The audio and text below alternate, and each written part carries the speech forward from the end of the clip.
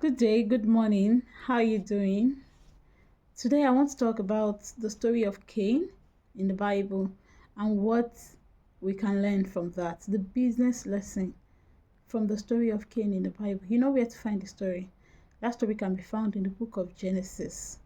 The story of Cain is a very sad one. You know, it was the first incident that proved to man that it was the first incident that proved to man that man had truly fallen. When you read the story of Cain, you know the story. Cain offered the sacrifice to God. Abel also offered the sacrifice to God, and God received the sacrifice of Abel. But according to the Bible, according to the King James version of the Bible, it says that God had no respect for the offering of Cain, and Cain became very angry. His countenance was falling. He was not happy. But did you see what happened there? That God reached out to Cain.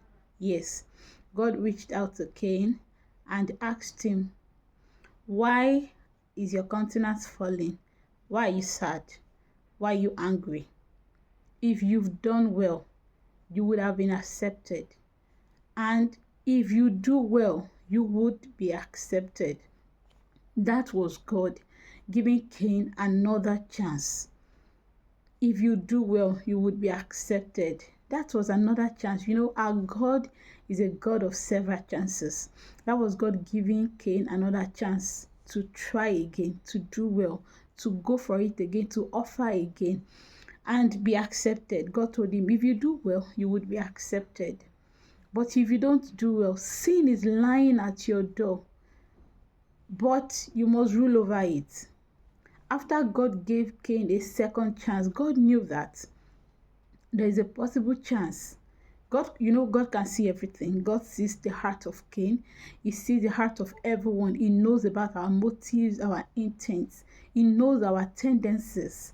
He knows our reactions, our actions, the things we don't say to others. God sees us clearly. He sees deeply into our hearts, and he relates with all of us personally as individuals. He is a God over all of us, but he still relates to each and every one of us personally. So here was God, there was God relating with Cain personally and asking him, sin is at your door. You are being tempted to take a drastic action. You are being tempted to do something drastic, to do something wrong, but don't do it. Rule over that temptation, rule over that desire, and you have a chance to even redo what you've done wrong. You can offer another sacrifice, and if you do it right, I would accept you. But Cain refused. He was bent on revenging on Abel. And the question is, what offense did Abel actually commit to make Cain feel that Abel deserved to die? What was the offense? The thing is, the only offense that Abel committed, as far as Cain is concerned, what I think is that Cain felt if he was able to take Abel out of the way, he would stand a better chance. He felt Abel was a stumbling block between him and what he wanted. He wanted God's approval. He wanted God's acceptance. And he felt, if I take Abel out of the way, Abel is the one who has God's approval now. Abel is the one who has God's acceptance. Now, if I take him out of the way, I'll be able to get the approval, the acceptance, and everything I want. So he schemed, he killed Abel. And you know how that story goes. He killed Abel, and God called out to him again. It was even God reaching out to him again every time. This is how God relates with us as individuals. God is always previous. He's always the one reaching out to us. It's always God reaching out to us, always coming after us, no matter what we do, no matter what wrong we've done. God always tries to reach out to us again and again and again. He gives us several chances, and God still tried to give Cain another chance, to make things right, to amend his ways. But Cain was just bent on evil, and he would not reason along with God. He would not confess his sin. He would not own up to his inadequacies. He would not own up to his bad, wrong emotions, and he allowed that to destroy him. Now, what exactly can we learn as business owners from this story of Cain? I would say just one thing. In your business, you need to pay more attention to your customers than your competition. Let me repeat that again.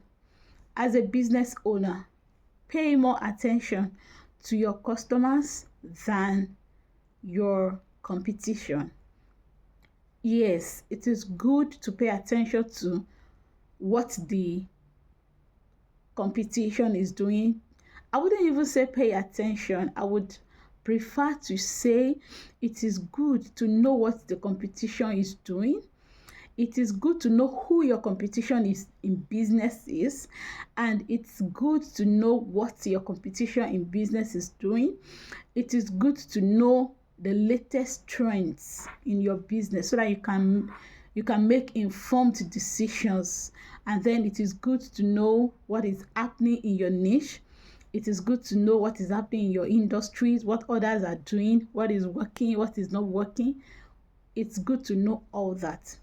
But while you're paying attention to your competitors, to what the competition is doing, to what is going on in the industry, you should not be like Cain, who feels that you're not doing well because others are doing well. That kind of mindset is very wrong.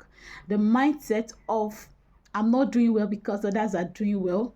I don't have clients because competitor A has several clients. If I'm able to take competitor A out of the way, I'm going to be able to get access to more clients. That's not true. That's not a good mindset to have as a business owner. Do not think that other people's success is the reason why you're not succeeding. There's an adage that says that the sky is wide enough for the birds of the air to fly. Yes, it's enough for you. Everyone has enough room to grow in business. What you should do, instead of focusing on what your competitor is doing, is to focus on your clients, on your customers, on the people that you're serving. Yes, I said that again. Instead of focusing on the competition and the competitors and your competition, focus more on your clients, focus more on your customers, because they are actually the reason why you're in business. If you put more attention into satisfying your clients, they would become ambassadors for your business. If you put more attention, if you pay more attention to satisfying your customers, if you pay more attention into research, do in-depth research, carry out good market research on what customers want, on how customers want to be treated. Improve customers' experience with your business. Do more than just serving them. Give them a wow experience, because personally I've come to realize that if you think about it, you realize that most of us, the businesses that we are loyal to them, not only because of the kind of services that they render to us, not only because their services are good, but also because of how they make us feel while rendering those services to us. So if you focus more attention on your customers, on making them feel good, making them feel loved, making them feel valued, making them feel accepted, making them feel like kings and queens, you would be able to build a good business, and you would have less time to focus on your competition, and you would not be taking drastic measures that are ungodly, drastic measures that are unethical, drastic measures that are against your conscience just because you want to grow your business. Remember, if Cain had focused on serving God and getting approved by God, he wouldn't have needed to take out Abel, his brother, and he wouldn't have suffered the kind of fate he suffered. Our lesson that we can learn from Cain, from the story of Cain and Abel in the Bible as business owners, is that we should focus more. We should focus more on our customers, how to serve them well, how to keep them, loving us, how to keep them loyal to us. If you focus more on that, you would not need to be envious of the competition. You will not need to pay attention to what the competition is doing, or what they are not doing, or how you think they are taking all the clients away, or how you feel they are reducing your chances at getting more customers. So what's my message to you today, dear business owner?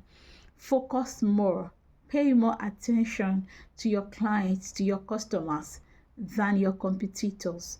Pay more attention to serving your customers better.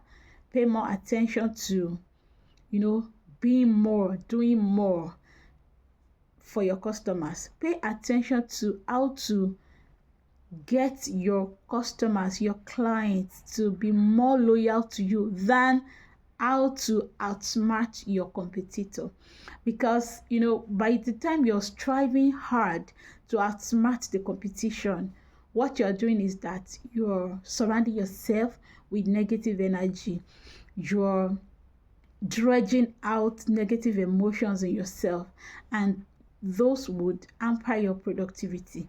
But if you focus more on your customers, on serving them right, on doing the right things that would help them to become loyal to you, that will make them love your brand and stay loyal to you, you would be able to actually get them to stick with you and to even refer you to others who need your services. They would become your ambassadors, and you will get the success that you want.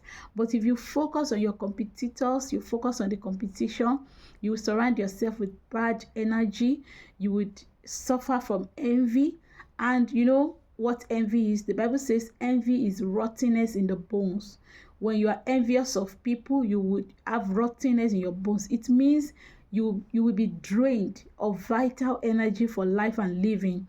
You would not be able to achieve much if you focus on your competitors, because you will be too green with envy. Envy will weaken you. Envy will drain you of vigor, of vitality. Envy will drain you of your skills, of innovation. You would not be at your best capacity when you are envious. So do not focus on what your competitors or the competition is doing. Focus more on your clients, on your customers, on how to please them, how to create a good relationship between you and your customers, and you'll find your business going. Till next time when we meet for business lessons from the Bible, remember, God is the source of all wisdom. If you lack wisdom, you can ask him to give you business to run, to give you wisdom to run your business. And remember also that the Bible holds the key to all that we need for life and godliness. Yes, every business lesson we need to learn, we can learn from the Bible. As long as the Holy Spirit inspires us, as we submit ourselves to his inspiration and we are ready to obey. See you next time on Business Lessons from the Bible. God be with you and bless you. Bye.